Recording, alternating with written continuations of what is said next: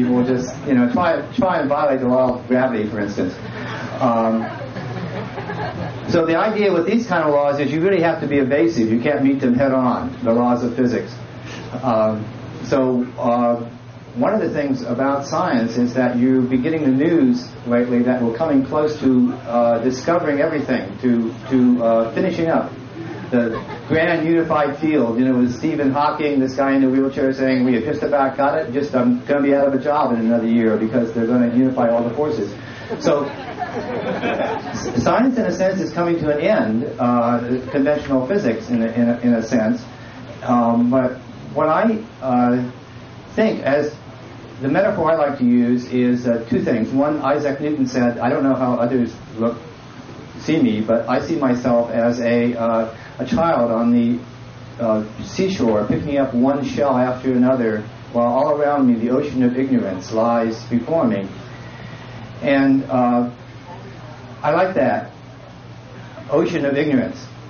The idea is that the more our knowledge expands, and it certainly has expanded in physics, the bigger the island of knowledge gets, the bigger the perimeter of ignorance. And that's what's interesting about being a scientist, is diving into this sea of ignorance. It's not so much the fun of knowing things, but immersing oneself in ignorance. So if physics is coming to an end, what we've got to do is look out on the edges of this science and find out where we're most ignorant and dive in on that. And so one of the things I would like to preach in line with Hakim Bey's participatory gesture is that we should open up science to participation. Everyone should be let in the doors of the laboratory. And the way to do that is to find the areas of greatest ignorance in yourself and dive in. Everyone, I'm not stopping you from doing that. There's no... and in this way, one evades the physical laws, in a sense, by finding one's own areas of research. So since the physics is beginning to run down, all the laws of physics are being discovered, we have to look next door to see what areas of ignorance are still left. Since I'm a specialist in quantum physics, I'm pleased that quantum mechanics has opened up in addition to new areas of knowledge, new areas of ignorance. Quantum mechanics describes the world when it's not observed as potentia, a type of non-existence that's hard to describe. Heisenberg said that in this new quantum theory, the world has dissolved, the objective world of space and time has dissolved, not into some vague, fuzzy, half-understood thing, but into the clarity of a new mathematics. So what Heisenberg was saying is that we are trapped in a very clear type of ambiguity, and a confusion, and a type of ignorance that was unheard of 100 years ago. It's a discovery of a new kind of ignorance. So what I've been doing is trying to explore my particular area of ignorance. I looked at what am I most ignorant of as a scientist, and what I'm most ignorant of, it seems to be, is sexuality and the other.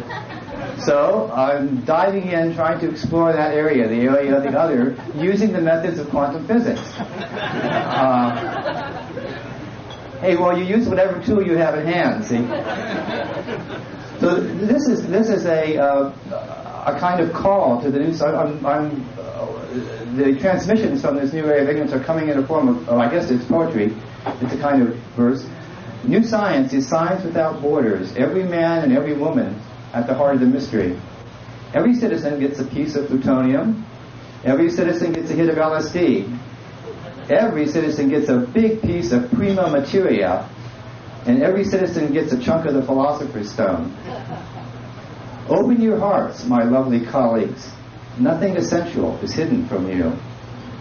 Amateurs again, all of us, going over old ground with new purpose. Avert your eyes, it awaits your touch. Do what thou wilt. Every man and every woman is a star. Yes, so there's a call to to the new science to participate in this ocean of ignorance that we're surrounded by. And I see you've got those health balls. That's very nice. Healthy. I'd like to start this out with a blessing. I come in Santa Cruz, and Santa Cruz is a bastion of the New Age. So to make a gesture towards the New Age and towards this as a religious gathering, I'd like to read a poem called Bless Your Chakras. Everyone knows about the chakras. They're centers, in your body where energy is supposed to go channel in and out, just flow. It's an area of ignorance that closed to physicists, of course. Bless your chakras. Bless your asshole. Bless your cunt cock. Bless your solar plexus. Bless your mind. Bless your mouth. Bless your sacred nexus. And bless the green wheel, your gorgeous part. Bless the Anahata gate. Bless your sweetheart.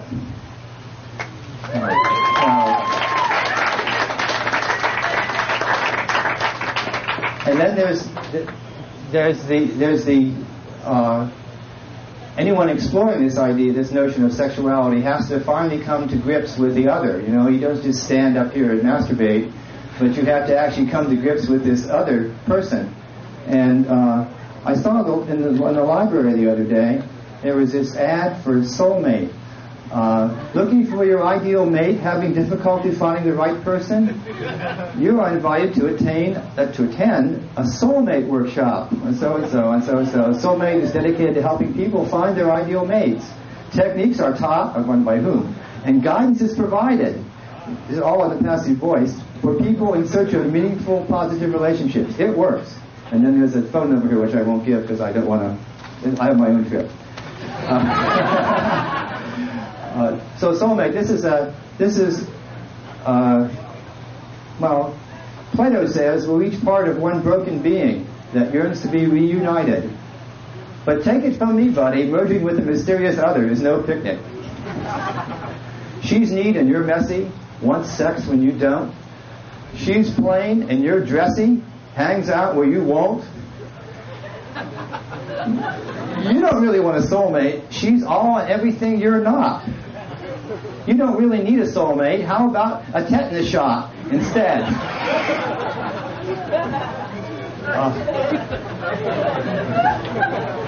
I have to admit that I've been married for a long time, so I've been doing some research in this area.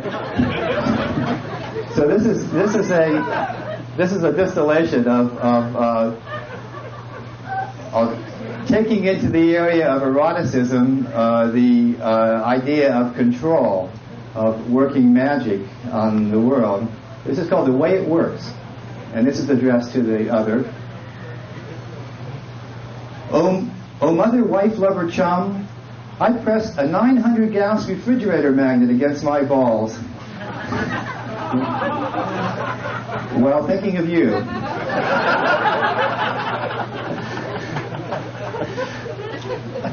I blindfolded myself and sniffed your folded underclothing. I learned French cooking, Tai Chi Chuan, and celestial navigation just to impress you.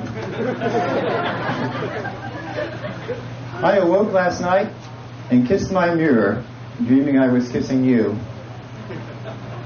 Oh, mother, wife, lover, chum, if I have not been perseverant in your service, it was because my enemy had distracted me.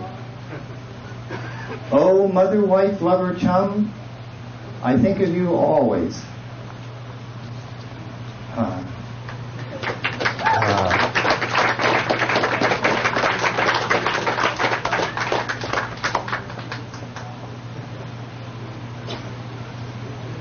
Here's a short one, and then we'll get into the blasphemy parts. As part of the T.A.Z, we're inclined to be blasphemous. This one's called Two of a Kind. It's a short one, inspired by Two of a Kind. Spread naked, open wide, odor of brine and vinegar, utterly shameless. The ocean. Gives me a hard-on today. Reminds me of you.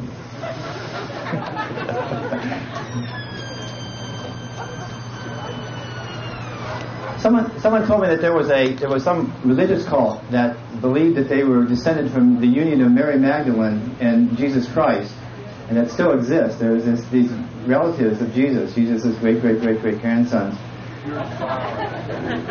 What is that? Sons of Zion. Sons of Zion? Anyway. So I was meditating on this, on Jesus and Magdalena, and I know a sex worker in Santa Cruz who's this is part of my research into ignorance,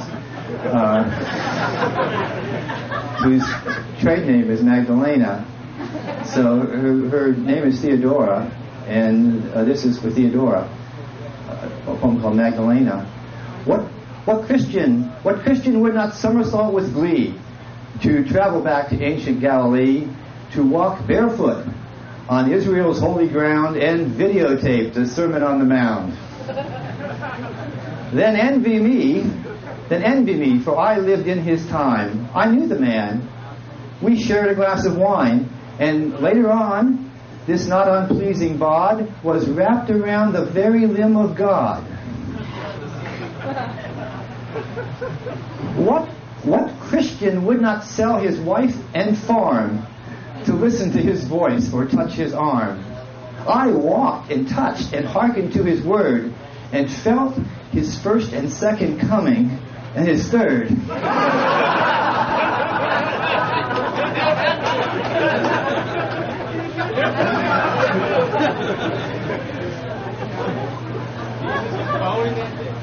I held him, heard him sobbing in his sleep.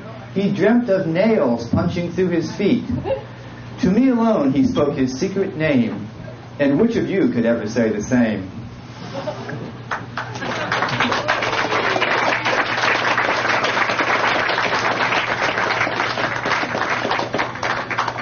That's for Theodore. Here's Magdalena too. This is another take on the same prostitute theme. Yes, Magdalena for Theodora. After the business, we uncorked the wine and talked.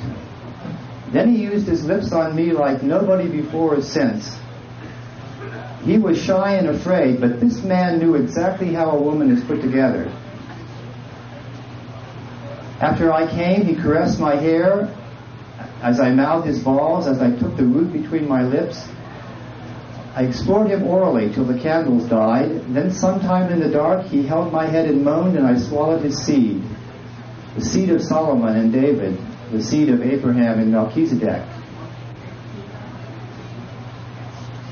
I was 19 then, as young as my granddaughter, Sophia. But I still remember how it tasted. Bitter, like sea salts and myrrh. Just another blowjob? I think not. That man was divine.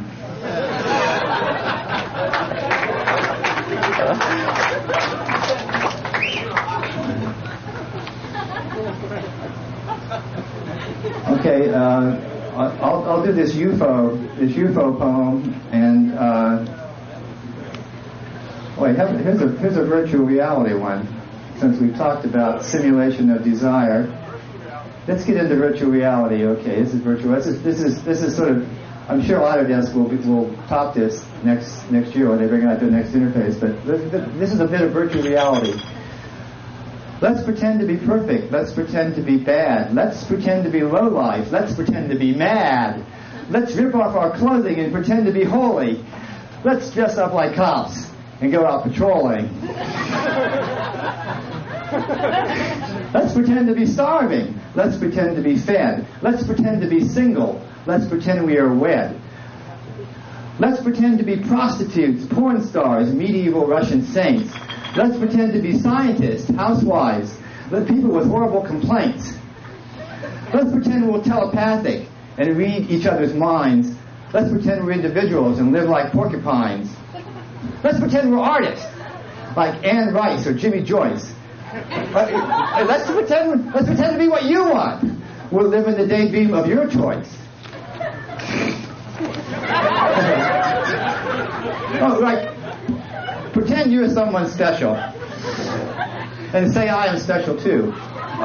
Prima donnas in a daydream, or prima donnas in a drama or a magic fairy tale for two, with supporting cast of thousands playing enemies and friends who pretend to love and hate us in ways we don't intend. Let's pretend we're evil devils with stinky old cracks. Oh, let's pretend we're good angels with wings on our backs. Let's pretend we are gods that run this whole show, and whatever we please is the way it will go. Let's play we are separate. Let's play we are one. Let's play we are dying. Pretending is fun. Let's pretend we are suffering. Let's pretend we are suffering from a wound that won't heal. Let's forget we're pretending. Let's pretend it's all real. Oh, yeah.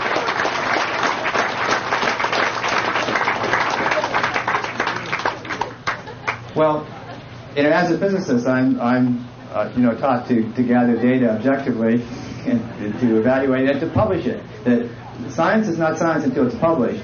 So Freud's old question, what does women want? It's still not been answered. But I'm trying to answer, since I'm a man, what do men want? What do I want? What do men want?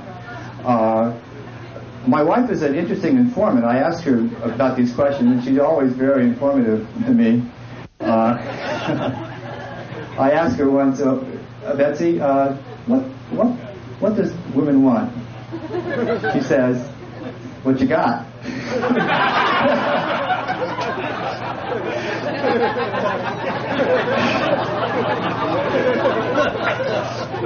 I got to tell you, of course, that that Santa Cruz is a bastion of feminism. So encountering the other in Santa Cruz is a bit bizarre. I asked my wife, Betsy, Betsy, doing research for this poem. What do men want? Betsy, what do you think men want? Her answer was really quick, and she said, "Who cares?"